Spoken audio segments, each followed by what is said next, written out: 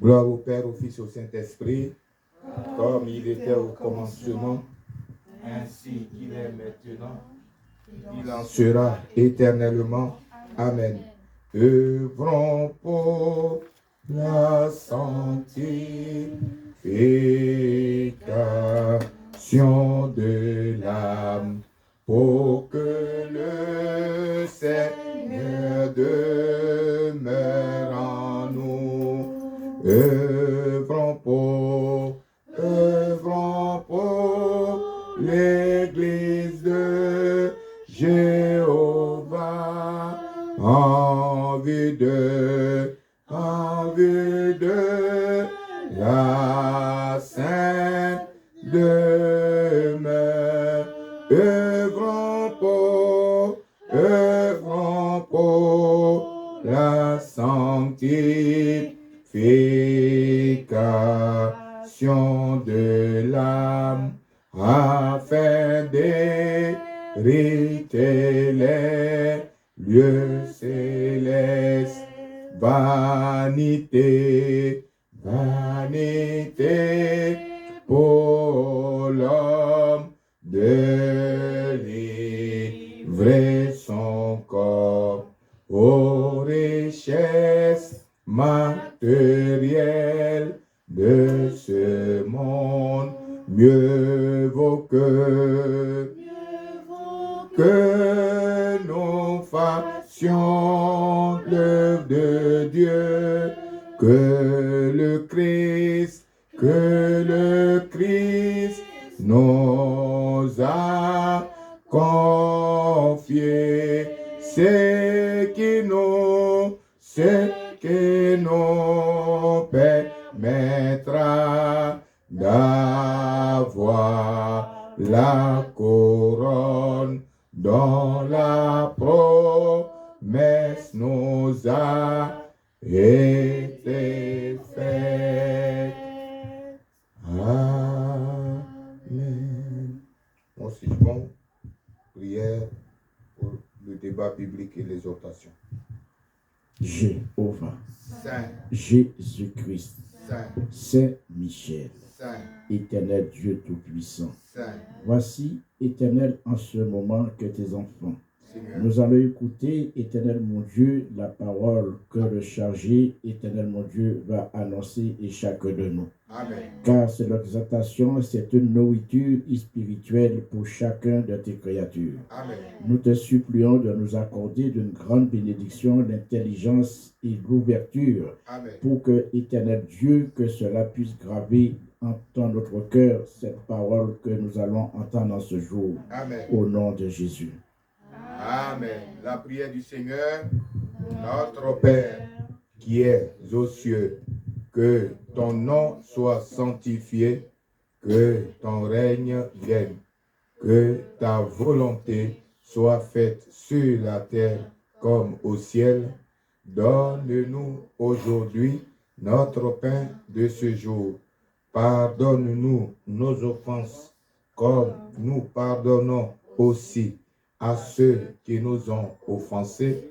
Ne nous soumets pas à la tentation, mais délivre-nous du malin, car c'est à toi qu'appartiennent le règne, la puissance et la gloire pour des siècles et des siècles.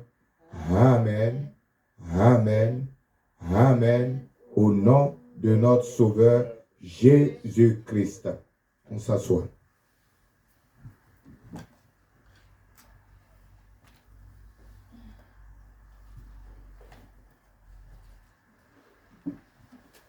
Alléluia.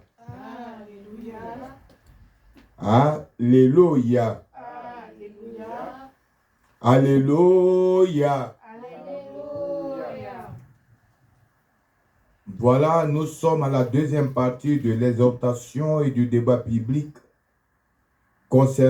qui a pour thème plutôt l'Éternel, le Créateur.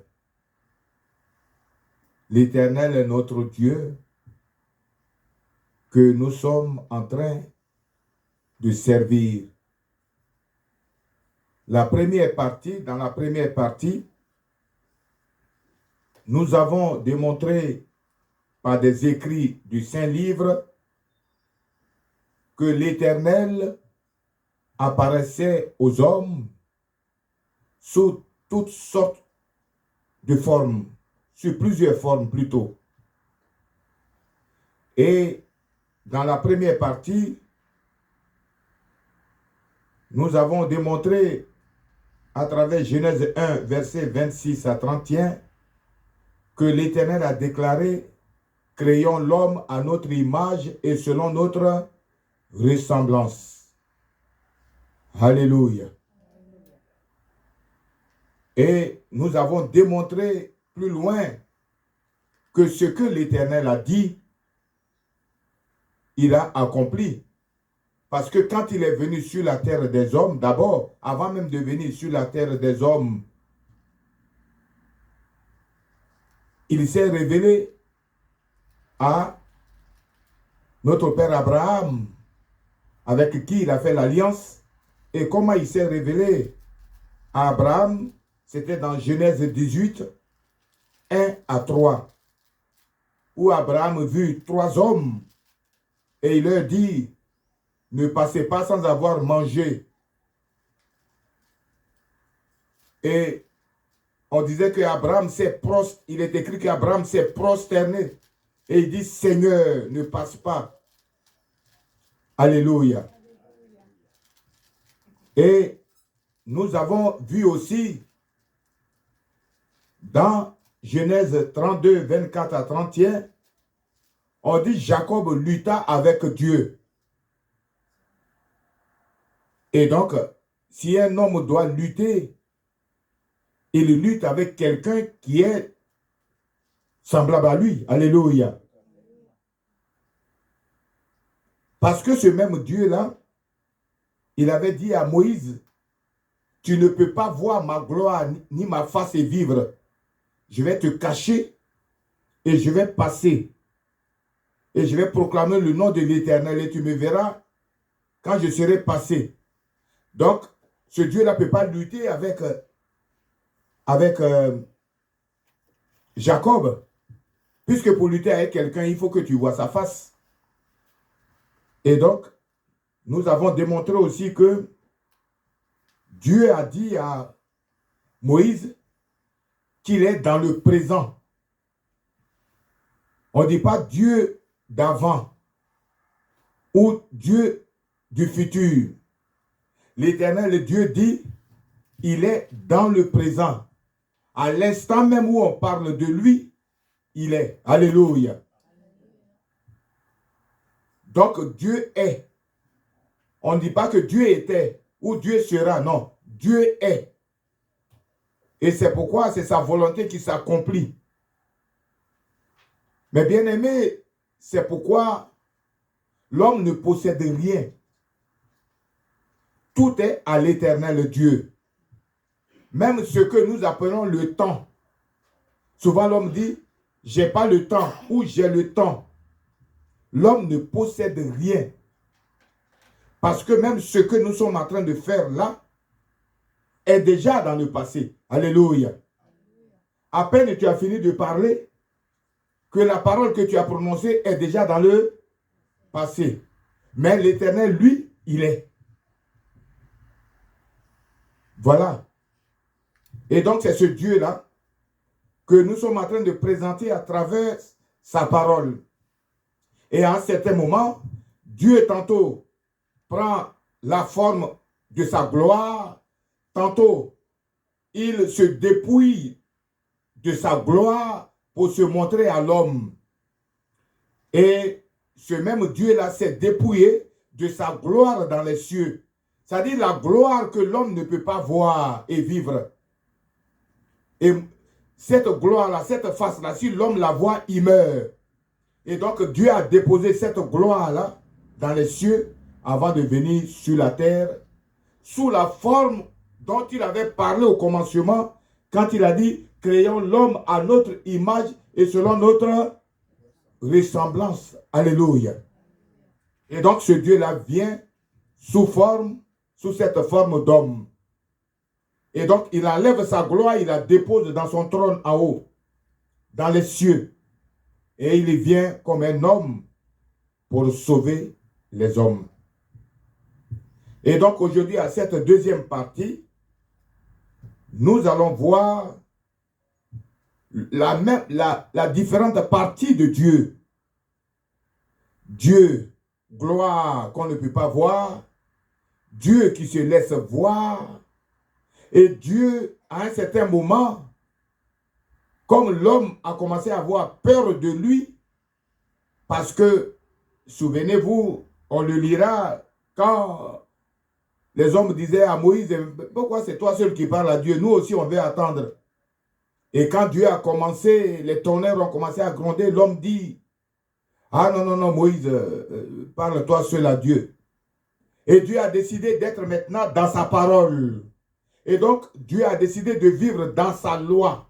Et nous allons démontrer là aujourd'hui, ce soir, que ce Seigneur-là va prendre une autre forme. La forme de la parole et de la loi. Et en obéissant à cette loi, c'est à lui qu'on obéit. Ce ne serait plus une forme. Ce n'est pas une forme qui va apparaître. Ce ne serait plus une forme qu'on va voir. Mais c'est cette loi, cette parole.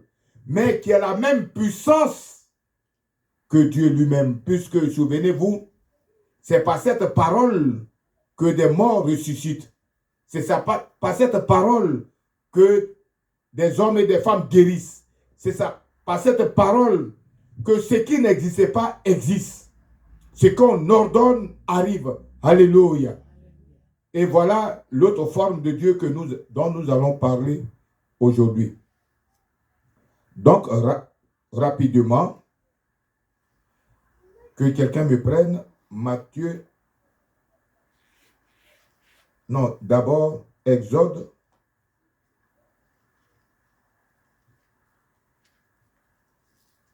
Exode 20. Non, Exode 19 à 10, verset 10. Exode 19, verset 10. On va commencer par là. À partir du verset 10. Exode 19, à partir du verset 10. Et l'Éternel dit à Moïse.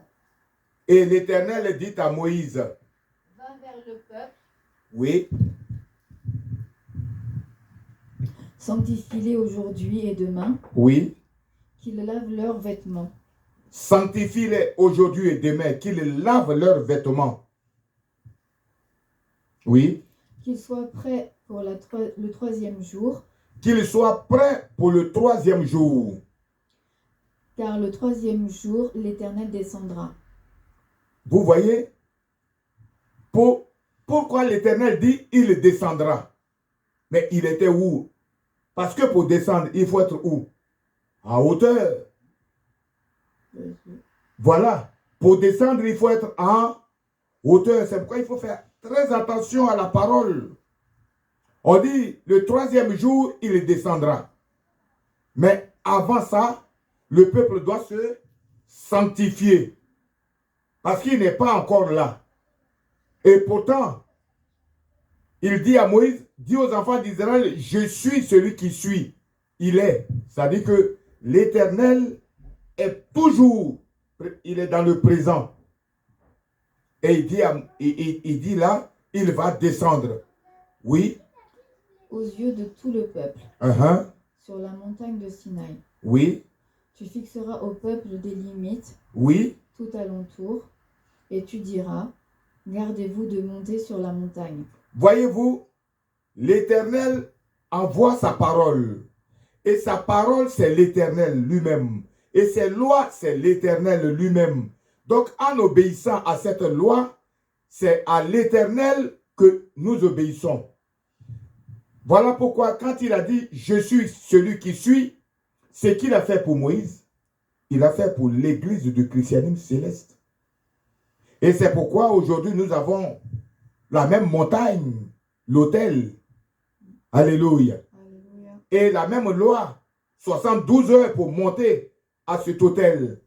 Et alors, il vient le jour du sabbat, le grand jour de dimanche, où on allume les 7 lampes et qu'on doit se sanctifier avant d'y monter. Oui. Ou d'en toucher le bord. Ou d'en toucher le bord.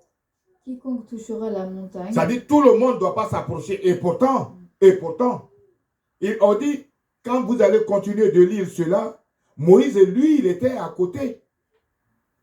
Il était à côté de la montagne. Mais les autres ne devaient pas s'approcher. Ce n'est pas tout le monde qui devrait s'approcher de la montagne. Oui. Quiconque touchera la montagne sera puni de mort. Oui. On ne mettra pas la main sur lui, mais on le lapidera. Oui. Ou on en le percera de flèches. Merci. Et donc, voilà ce Dieu-là qui donne ses lois. Et nous allons prendre l'une des lois, enfin, certaines lois importantes qu'il a données à Moïse, qui sont valables aujourd'hui. Les 10 commandements dans Exode 20. Exode 20, à partir du premier verset jusqu'au 17.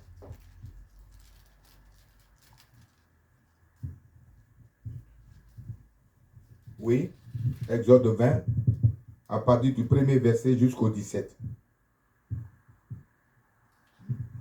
Si quelqu'un le voit, qu'il le lise. Alors Dieu prononça toutes ces paroles en disant.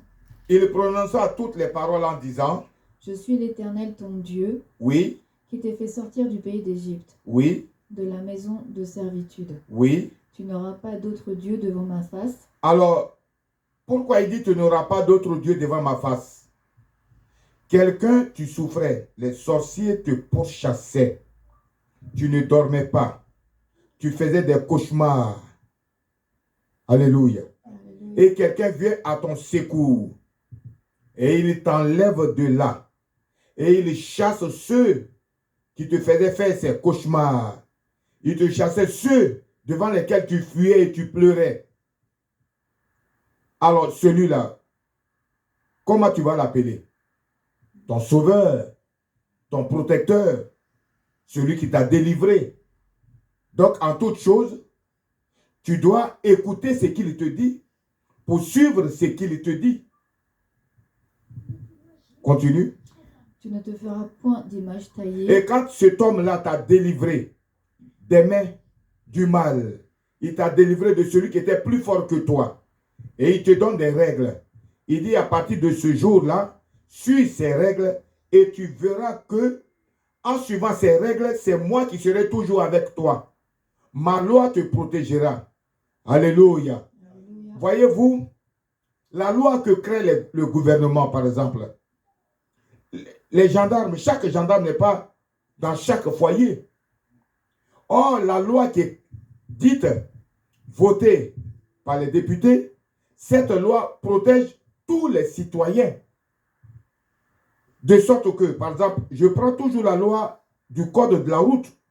On dit quand le feu est rouge, on s'arrête, on ne passe pas. C'est ceux qui ont le feu vert qui passent. C'est une loi. Et cette loi-là, elle protège l'individu du peuple. Parce que, en obéissant à cette loi, ça préserve des vies. Alléluia. C'est-à-dire, celui qui s'arrête au feu rouge n'empêche pas celui qui doit passer vers l'autre côté. Et donc, cela ne provoque pas des accidents. Et cela ne provoque pas des morts. Donc, c'est pareil, la loi de Dieu existe pour que Dieu soit avec nous à chaque fois. C'est-à-dire, quand tu es au feu rouge, c'est la loi qui te dit, arrête-toi. Et en craignant cette loi, tu protèges ta propre vie. Et tu protèges aussi la vie des autres. Vous comprenez? C'est ça, la même chose que la loi de Dieu. En obéissant à la loi de Dieu, non seulement tu te fais toi-même du bien et tu protèges ta vie, mais tu protèges aussi la vie des autres. Oui. Ni de représentation quelconque des choses qui sont en haut dans les cieux. Oui. Qui sont en bas sur la terre. Oui. Et qui sont dans les hauts plus bas que la terre. Oui. Tu ne te prosterneras point devant elles, et tu ne les serviras point. Voilà parce que Pourquoi l'Éternel dit cela? Supposons qu'un homme, tu sauves quelqu'un, tu le sauves de brigands. Parce que toi, tu es fort, tu as fait du karaté, tu es tellement fort. Au moment où les brigands l'attaquaient, tu es parti, hein, tu as soulevé tes pieds, tu as fait tout, et tu as battu les brigands. Et tu l'as sauvé. Et tu lui dis, ne passe plus par ce chemin, sinon des brigands vont t'attaquer encore. Et ce monsieur, ça va s'acheter une torche lui-même, avec une grande torche de lumière. Et il dit, moi je vais passer par là avec ma torche. Cette fois-ci, il met sa confiance dans sa torche. Et toi qui l'as sauvé des brigands, il t'a oublié. Et il dit, c'est la lumière de sa torche qui va le sauver. Alléluia. Et il va passer dans le même chemin. Et les brigands l'attaquent. Et si les brigands l'attaquent, qu'est-ce que tu vas faire? Tu vas le laisser faire. Tu vas dire, puisqu'il dit que c'est sa torche qui va le sauver, je le laisse, sa torche va le sauver. C'est pareil. Dieu dit, je vous donne ma loi, que je vis dans ma loi. Et si tu, en dehors de sa loi, tu veux faire autre chose, il te regarde. Alléluia. Continue. Car moi, l'Éternel, ton Dieu, oui, je suis un Dieu jaloux. Il est un Dieu jaloux. Écoutez très bien. Il est un Dieu jaloux. Il est un Dieu jaloux. C'est pourquoi je dis, tu as sauvé la personne. Tu l'as sauvé des brigands. Parce que tu étais fort. Tu as fait les arts martiaux. Tu l'as délivré. Et demain, il dit, c'est sa torche. La lumière de sa torche qui va faire fuir les brigands. Et là, les brigands sont en train de le battre.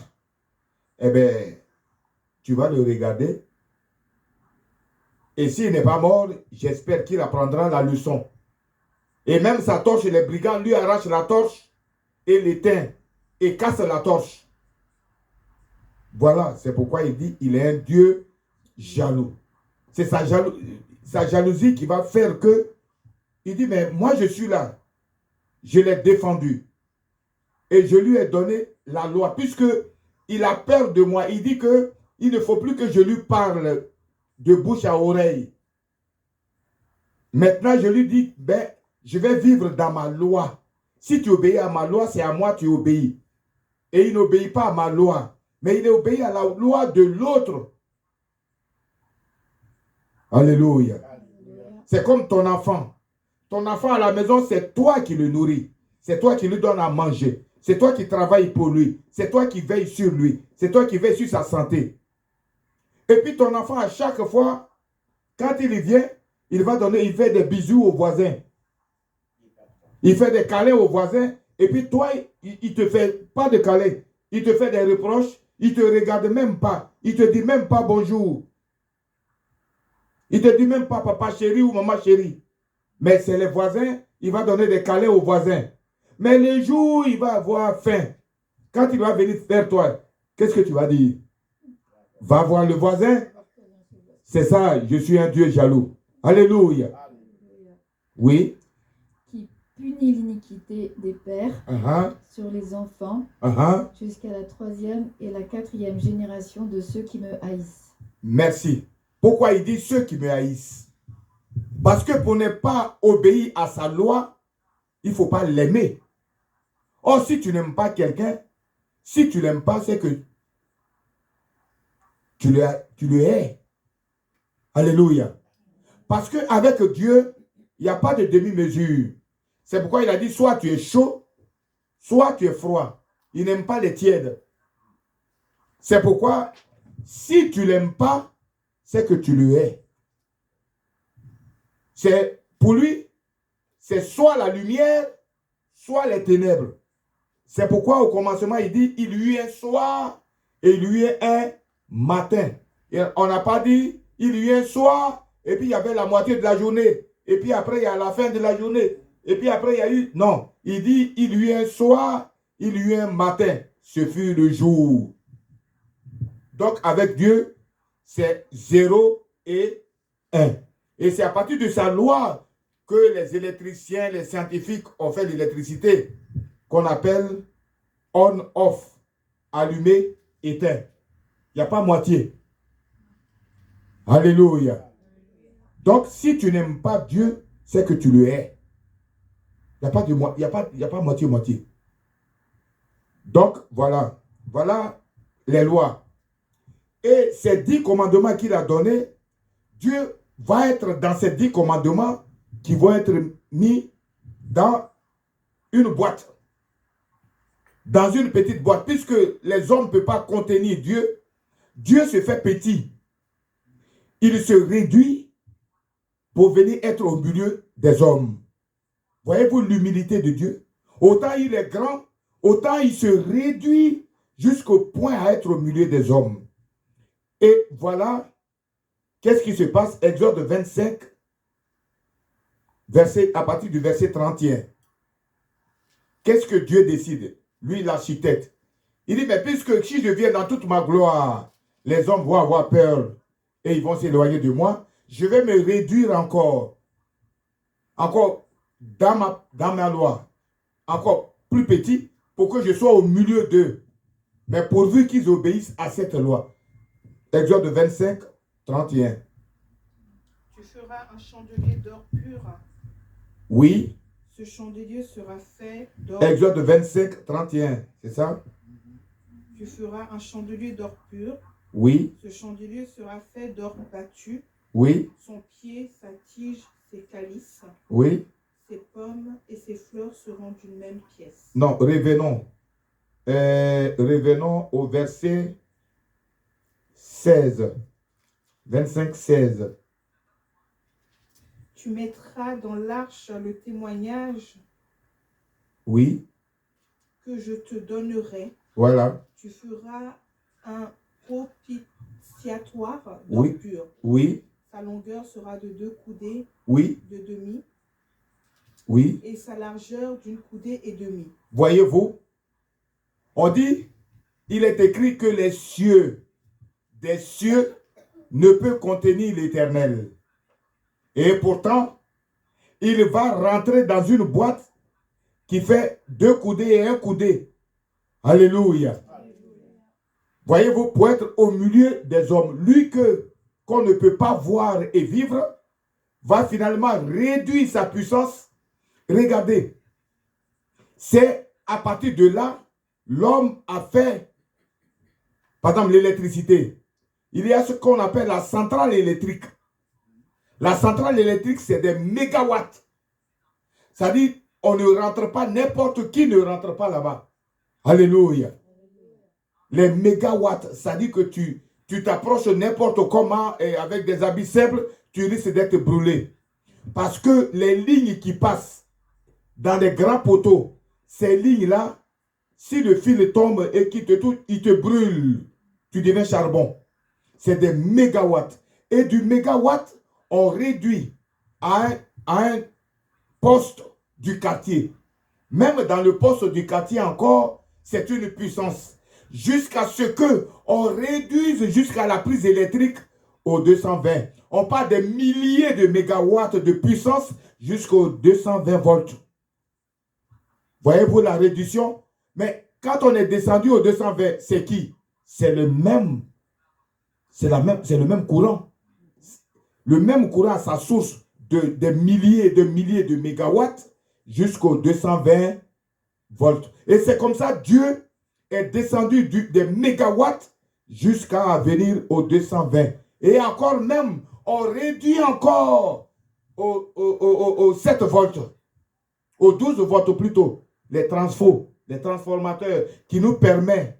Et quand tu touches le fil du transformateur, tu n'es pas secoué, tu n'es pas électrocuté. Ça fait que 12 volts. Mais ce 12 volts-là, il vient d'où? Il vient des mégawatts. Alléluia. Donc ce Dieu, qui est le Dieu de gloire que Moïse ne pouvait pas voir et vivre dans les cieux, s'est réduit lui-même jusqu'à rentrer dans une boîte. C'est son témoignage, sa loi, pour qu'il soit au milieu des hommes. Oui, continue. Tu feras 2 chérubins d'or. Oui. Tu les feras d'or battu. Oui. Aux 2 extrémités du propitiatoire. Oui. Donc, il met, lui qui avait dit, il ne faut pas faire dans Exode 20, que nul ne doit faire des images taillées pour se prosterner devant elles. Or, le même Seigneur dit à Moïse de faire la représentation des chérubins. Parce que lui, il met, parce que Dieu descend toujours sur les chérubins. Souvenez-vous du roi Ézéchias qu'il a appelé. On dit l'Éternel est descendu sur les chérubins pour venir combattre les ennemis de ce roi-là. Alléluia. Donc, c'est pourquoi il a mis les chérubins au-dessus de son trône qui disent Saint, Saint, Saint est l'Éternel, le Dieu des armées. Voyez-vous, au-dessus de son trône. Et donc, au-dessus de l'arche, il met les mêmes chérubins, mais en miniature. C'est pourquoi il dit, il est descendu des milliers de mégawatts pour venir jusqu'aux 12 volts. Alléluia. Mais il amène toujours les mêmes chérubins, mais dans un cas réduit. Oui. Un chérubin à l'autre extrémité. Oui. Vous ferez les chérubins sortant du propitiatoire oui. à ces deux extrémités. Oui. Les chérubins étendront les ailes par-dessus, oui. couvrant de leurs ailes le propitiatoire, oui. et se faisant face l'un à l'autre. Oui. Les chérubins auront la face tournée vers le propitiatoire. Tu mettras le propitiatoire sur l'arche. Oui. Et tu mettras dans l'arche le témoignage oui. que je te donnerai. Que je te donnerai, oui. C'est-à-dire le témoignage qui sort de Dieu. C'est la représentation de Dieu. C'est pourquoi je dis, j'ai donné l'exemple du courant. Il est dans le grand nucléaire, à la source. C'est le même courant qui vient jusqu'à notre prise, à nos prises, jusqu'à nos transforts qui vont 12 watts, 12 volts. Alléluia.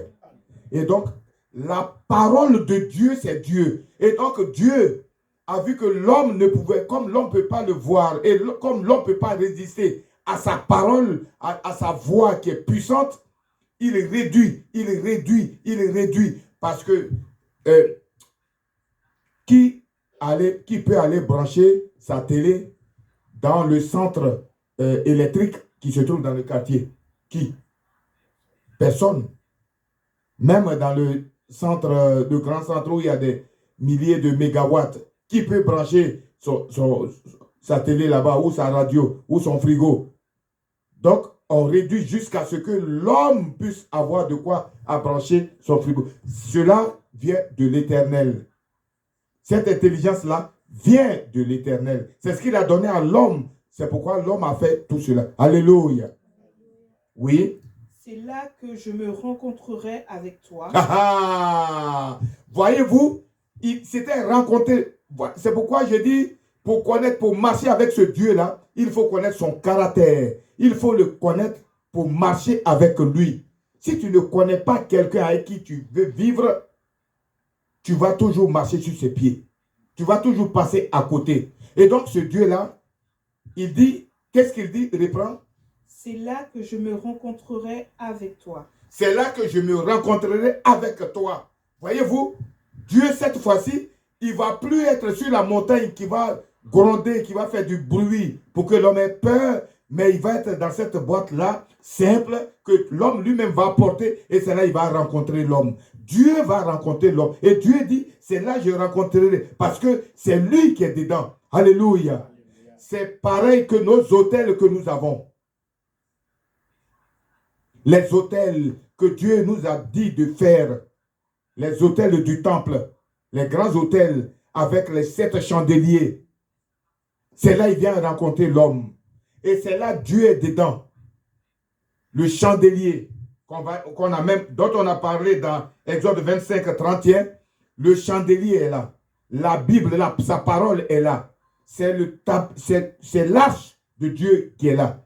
Et c'est pourquoi il dit, pour s'approcher de cette montagne, il faut 3 jours. Et il y a des hommes qui trouvent à dire dans leur philosophie, oh, c'est pas grave. Moi, je finis là le soir, je peux me laver et puis allez-y devant Dieu. Alléluia. Voyez-vous, comment l'homme cherche sa propre perte. Il dit, l'homme dit, ah non, non, moi les 220 là, ça ne me suffit pas. Moi, je vais aller à la base même, je vais aller brancher mon frigo dans le central nucléaire. Je vais aller brancher mon micro-ondes dans le central nucléaire. Alors qu'on t'a donné une prise de 220 volts. Alléluia. Voilà ce que c'est l'homme. Oui. Du haut du propriatoire. Oui. Entre les deux chérubins placés sur l'arche du témoignage. Oui. Je te donnerai tous mes ordres pour les enfants d'Israël. Voilà. Il dit qu'il va donner tous ses ordres. Lui, il va donner à partir de cette arche-là tous ses ordres. Donc Dieu est là. Dieu est là. Ce que nous on croit. Et qui a fait l'arche? Qui a fait l'arche? C'est Moïse. Ça a été fait de la main des hommes. Qui fait l'autel du temple? C'est les hommes. Mais Dieu vient vivre dans cet autel. Alléluia. Autant Moïse a fait l'arche, autant Dieu a dit à Oshopha, voilà comment il faut me faire l'autel. Et on fait l'autel. Parce que l'homme croit que parce que c'est lui qui a fait l'autel, il peut se permettre de faire ce qu'il veut dans cet autel. Prenez-moi 2 Samuel 6, 1 à 11. Et Dieu dit, cet autel-là, ce n'est pas n'importe qui peut l'entretenir. Et on ne monte pas n'importe comment à cet autel. Et n'importe qui ne monte pas à cet autel. Et il y a des gens qui se permettent, même jusqu'à aujourd'hui dans l'église, il y a des femmes qui font des autels et qui montent dans cet autel. Oui. 2 Samuel 6, 1 à 11. 2 Samuel 6, 1 à 11. David rassembla encore. Oui, David rassembla encore toute l'élite d'Israël. Toute l'élite d'Israël. Au nombre de 30 000 hommes. Oui. Et David, avec tout le peuple oui. qui était auprès de lui, oui. se mit en marche depuis Balé, Juda. Oui. Pour faire monter de l'arche de Dieu. Ah, voyez-vous, pour marcher avec Dieu. Parce que si l'arche était là, ça veut dire que Dieu est là. Alléluia. Alléluia. Oui. Devant laquelle est invoqué le nom de l'Éternel des armées, qui réside entre les chérubins au-dessus de l'arche. Qui réside entre les chérubins au-dessus de l'arche. Oui. Ils mirent sur un char neuf. Oui. L'arche de Dieu. Ils mirent sur un char neuf l'arche de Dieu. Et l'emportèrent de la maison d'Abinadab. Oui. Sur la colline. Uza et Achio, oui. Fils d'Abinadab, oui. Conduisant le char neuf. Oui. Ils l'emportèrent donc de la maison d'Abinadab, oui. Sur la colline. Oui. Uza marchait à côté de Uza, qui est le fils de là où on a pris l'arche pour le ramener dans la maison de David, marchait à côté de l'arche. Et Achjo, il n'est pas sacrificateur, il n'est pas Lévi. Il n'est pas celui qui doit, parce que Dieu a donné ses lois, comme vous l'avez lu tout à l'heure, que je donnerai mes lois et le peuple obéira à ces lois parce que c'est moi qui suis dans l'arche. Oui, continue. Et Achjo oui. allait devant l'arche. Oui. David et toute la maison d'Israël jouaient devant l'Éternel. Oui. De toutes sortes d'instruments de voix. On dit bien, le peuple jouait devant l'Éternel. Ça veut dire que l'arche, c'était Dieu qui était là. C'est comme notre autel, l'autel que nous avons bâti nous-mêmes. Et quand nous chantons, il faut se mettre dans l'esprit que c'est Dieu, devant Dieu, tu es en train de danser. C'est devant Dieu, tu es en train de prier. Alléluia. Et il y a des hommes qui arrivent à se bagarrer devant ce lieu-là. Il y a des hommes qui arrivent à faire des choses désagréables devant cet autel. Il y a des hommes qui arrivent même à faire des choses abominables devant cet autel.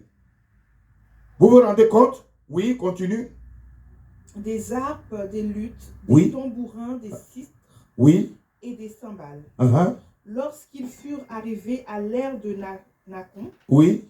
Uza étendit la main vers l'arche de Dieu oui. Et la saisit. Parce que le bœuf la faisait pencher. écoutez très bien, Uza, qui n'est pas Lévi, qui n'a pas le droit de, qui n'est pas celui-même qui est désigné pour toucher l'arche. Lui, il a vu que l'arche penchait, il dit, il va retenir l'arche pour ne pas que l'arche, alors qu'on dit, l'arche c'est Dieu. Toi, tu peux protéger Dieu. Alléluia. Qui peut protéger Dieu? Oui, continue. L'Éternel, la colère de l'Éternel s'enflamma contre Uza. Oui. Et Dieu le frappa sur place à cause de sa faute. Uza mourut là. Voyez-vous, l'autel au temps du saint prophète Oshopha, quand l'église a commencé, des gens mouraient parce qu'ils n'obéissaient pas à la loi, ils se présentaient devant Dieu. Maintenant, ce n'est plus la mort physique, c'est la mort spirituelle. Les hommes désobéissent tellement.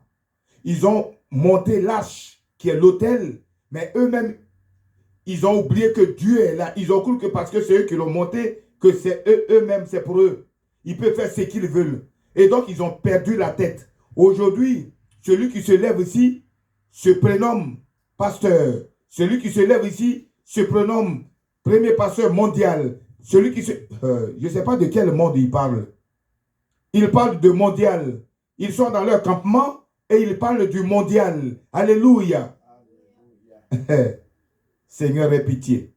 Et donc, l'homme a perdu la tête parce que, comme Uza, ils ont cru que c'est eux qui pouvaient diriger Dieu. Oui, continue. David fut irrité de ce que l'Éternel avait frappé Uza d'un tel châtiment. David s'est mis en colère. Oui. Et ce lieu a été appelé jusqu'à ce jour Pérez Uza. Oui. David eut peur de l'Éternel en ce jour-là. C'est pourquoi Pérez Uza, on dit à chaque événement, on donne un nom à ce lieu. Voyez-vous, dans l'église du christianisme céleste, le nom que Dieu nous a donné à travers Oshopha, l'Éternel, notre Dieu, ce nom c'est Jéhovah, Jésus-Christ, Saint-Michel. Jéhovah veut dire l'Éternel. Jésus et l'Éternel des armées, Saint-Michel. Donc, par exemple, quand on dit Jéhovah Jireh, Jireh n'est pas le nom de l'Éternel. Son nom c'est Jéhovah, qui veut dire l'Éternel. Et donc, quand Abraham l'appelait Jireh, Jéhovah Jireh, l'Éternel, le pourvoyeur. Donc, tout ce qui vient après Jéhovah, c'est des qualificatifs. Alléluia. C'est comme Jéhovah, El Morija. El veut dire Dieu. L'Éternel, Dieu, et Morija a sa signification. Par exemple, El Shaddai, l'Éternel, El qui veut dire Dieu, et Shaddai veut dire quelque chose. Ce n'est pas Dieu qui a dit, je m'appelle Shaddai. Je m'appelle Jéhovah. Je suis celui qui suis. Et les autres noms qui viennent, c'est des qualificatifs. C'est des hommes qui ont appelé, dire, ah, Dieu a pourvu. Abraham dit, il s'appelle Jéhovah Jireh. Mais ce n'est pas l'Éternel qui a dit, je m'appelle Jéhovah Jireh. Donc, là où il a frappé Uza, on a donné un nom à ce lieu-là. On pourrait appeler ce lieu Jéhovah. Comment tu appelles ce lieu? Pérez Uza. Voilà. On peut appeler ce lieu Jéhovah Pérez Uza. C'est-à-dire l'Éternel a fait ceci à Uza. Alléluia. C'est comme Luli. Nous, on pourrait dire, chrétien céleste, Jéhovah, Luli. C'est-à-dire l'Éternel, le Dieu de grâce. Jéhovah, El Luli. C'est-à-dire l'Éternel, le Dieu de la grâce. Jéhovah veut dire éternel, El veut dire Dieu, Luli veut dire grâce. Donc, Jéhovah, le Dieu de la grâce. Oui, continue. David eut peur de l'Éternel en ce jour-là. Oui. Et il dit, oui. Comment l'arche de l'Éternel entrerait-elle chez moi? Oui. Il ne voulut pas retirer l'arche de l'Éternel chez lui, dans la cité de David, et il la fit conduire dans la maison d'Obed-Édom de Gath. Oui. Et alors, qu'est-ce qui s'est passé? L'arche de l'Éternel resta 3 mois dans la maison d'Obed-Édom de Gath, et l'Éternel bénit Obed-Édom. Eh bien, voilà. Toute sa maison. Là où il y a l'arche qui est bien entretenue, on dit David a eu peur. Il n'a pas voulu l'arche. Et l'arche, là où il était, la maison du bonhomme était bénie. C'est comme cet hôtel, si vous l'entretenez bien, selon les lois de l'Éternel, il n'y a pas de raison que vous ne soyez pas bénis. Alléluia. C'est ça l'arche. L'arche, c'est Dieu au milieu des hommes. Ça dit le jour, on coupe le courant dans le quartier, est-ce que la centrale ne fonctionne pas? Elle fonctionne. Parce qu'on n'arrête pas la centrale comme ça. Mais il arrive des moments que dans ta maison, il n'y a plus de courant et dans la maison du voisin, il y a du courant. Alléluia. Ça arrive, non? Eh bien voilà. Si dans ta maison, il n'y a plus de courant, ça veut dire que tout ce qui est dans ton congélateur va s'abîmer. Et ce qui est dans le congélateur du voisin va rester intact. C'est ce qui s'est passé avec l'arche. Donc, voilà mes bien-aimés. Pour finir, on va prendre Matthieu 5, verset 17. Et on va connaître l'autre facette, l'autre aspect plutôt de notre Dieu, de l'Éternel Dieu. Là, on est en train de rentrer à la fin de la deuxième partie. Et la troisième partie du vendredi prochain, ça va être maintenant à partir de ce Dieu-là qui est venu sous forme d'homme. Comme il avait dit dans Genèse, souvenez-vous, il a dit, créons l'homme à notre image, selon notre ressemblance. Oui, Matthieu 5, verset 17. Ne croyez pas. Oui. Ne croyez pas que je sois venu pour abolir la loi ou les prophètes. Oui. Je suis venu non pour abolir, mais pour accomplir. Voilà. Il est venu non pour abolir les lois, mais pour les accomplir. C'est-à-dire les rendre plus parfaites. Pour que l'homme, il est venu expliquer la loi, pour que l'homme comprenne la loi. Oui. Continue. Car je vous le dis en vérité. Car je vous le dis en vérité. Tant que le ciel et la terre ne passeront point, il ne disparaîtra pas de la loi un seul iota. Donc c'est Dieu qui nous parle, qui est venu sous forme d'homme. Il était venu avant sous forme de gloire, où Moïse ne pouvait pas le voir. Il est venu sous forme des 3 hommes, où Abraham l'a vu. Il est venu sous autre forme et de sa parole dans l'arche. Que Uza a touché. Pourtant, il n'avait pas le droit. Il en est mort. Et là, il est venu sous forme de notre semblable. De celui qu'on peut toucher. De celui qu'on peut approcher cette fois-ci. Alléluia. Et qui est venu nous dire que les lois qui existaient, qu'il avait données depuis, et ces lois-là, ne doivent pas changer. Et que personne... Oui, continue. Elles ne disparaîtront pas d'un seul iota ou un seul trait de lettre jusqu'à ce que tout soit arrivé. Oui. Celui donc qui supprimera l'un de ces petits commandements. Celui donc qui supprimera l'un des petits commandements. Et qui enseignera aux hommes à faire de même. Oui. Sera appelé le plus petit dans le royaume des cieux. Alors nous, l'église du christianisme céleste, la base de nos lois sont dans ce que le prophète Oshofar nous a dit. Et c'est ces lois-là qui sont dans l'arche, dans l'autel. Alléluia. Et donc, Jésus nous rappelle que ces lois-là, personne ne doit transgresser un iota. On doit les respecter, ces lois-là. Celui qui ne les respecte pas sera appelé le plus petit dans le royaume des cieux. C'est ce que les hommes ne savent pas, que en transgressant ce que le prophète a dit, ils seront appelés les plus petits dans le royaume des cieux. Voilà mon bien-aimé, mes bien-aimés, voilà ce Dieu que nous adorons. Nous essayons de vous faire connaître selon le degré de connaissance qu'il nous a donné, pour ne pas marcher sur ses pieds, pour ne pas transgresser ses lois. Que la paix de Dieu soit avec nous. Au nom de Jésus. Amen. On a 15 minutes pour que chacun dise ce qu'il a entendu dans cet exposé. Sinon, pose la question s'il n'a pas compris. Sinon, donne une autre explication qui, enfin, pas une autre explication, mais donne l'explication selon le degré de l'esprit que Dieu lui a donné. C'est un débat biblique. Donc, soit vous posez des questions, soit vous complétez ce qui a été dit. On a 15 minutes. Que la paix de Dieu soit avec nous.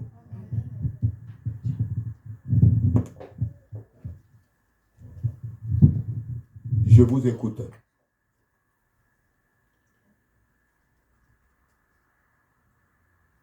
S'il n'y a pas de questions, ben, il n'y a pas de questions.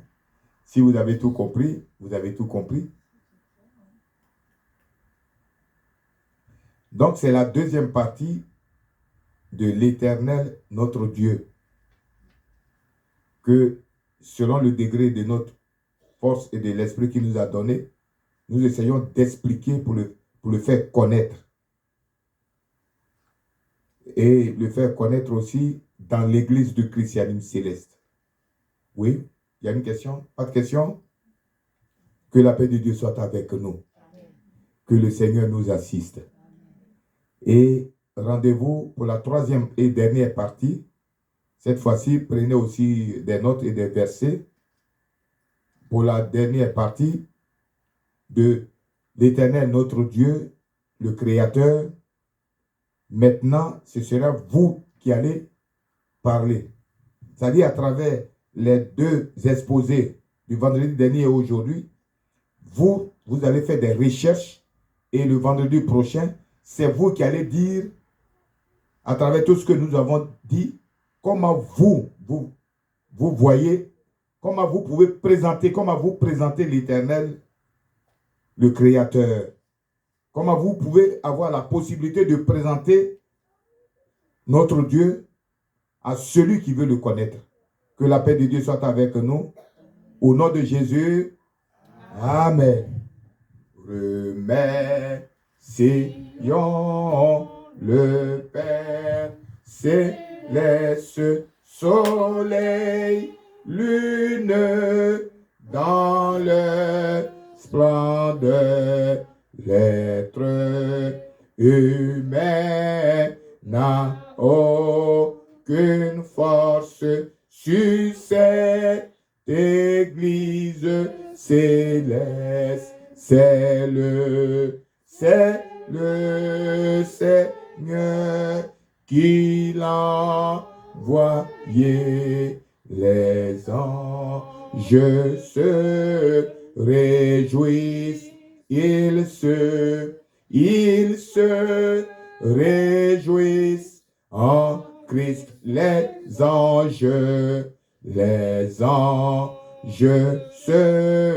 réjouissent, ils se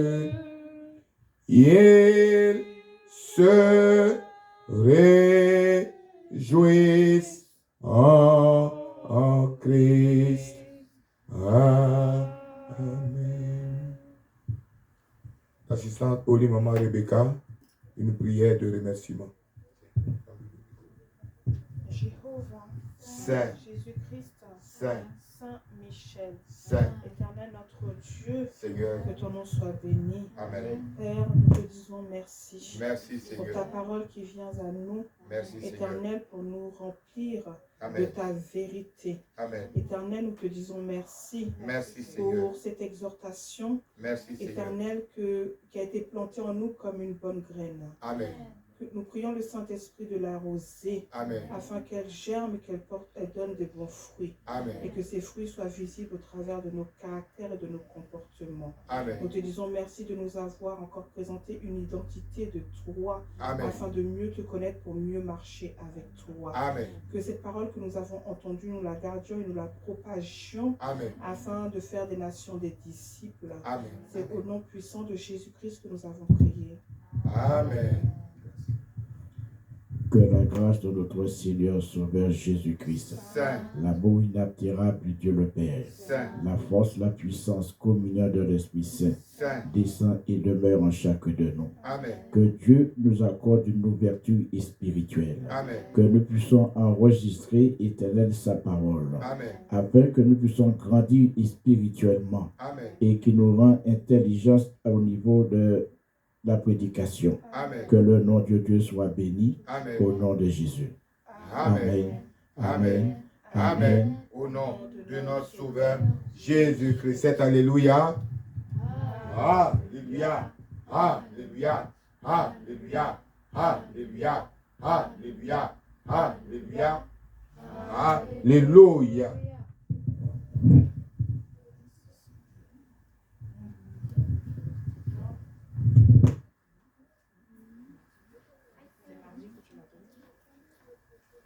Rendez-vous vendredi prochain.